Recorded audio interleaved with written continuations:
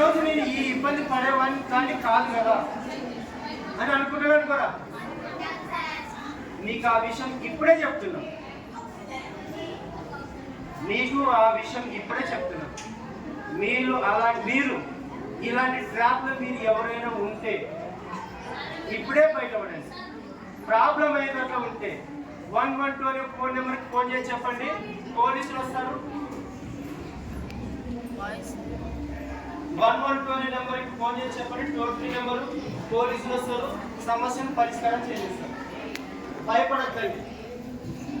పోలీసులు ఏమంటారు, వాళ్ళు ఏమంటారు, వీళ్ళు ఏమంటారు అని చెప్పి భయపడద్దండి. మీరు ఎంత భయపడితే అవుతుందంటే అంత బలం.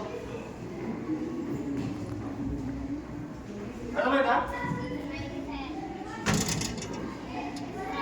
ఎక్కించుకుంటున్నారా లేదా? టెంపరీగా పరిస్థితున్నారు.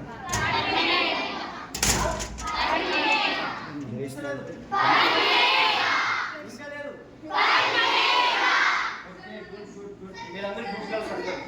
ఇంకో విషయం గుర్తుపెట్టుకోండి, ప్రతి అమ్మాయి పుట్టుక అందమైన పుట్టుకనే. ఎవడో పనికిరాని నా కొడుకు వచ్చి నువ్వు చాలా అందంగా ఉన్నావు, నువ్వు బ్యూటిఫుల్ ఉన్నావు అంటే అని కావద్దండి.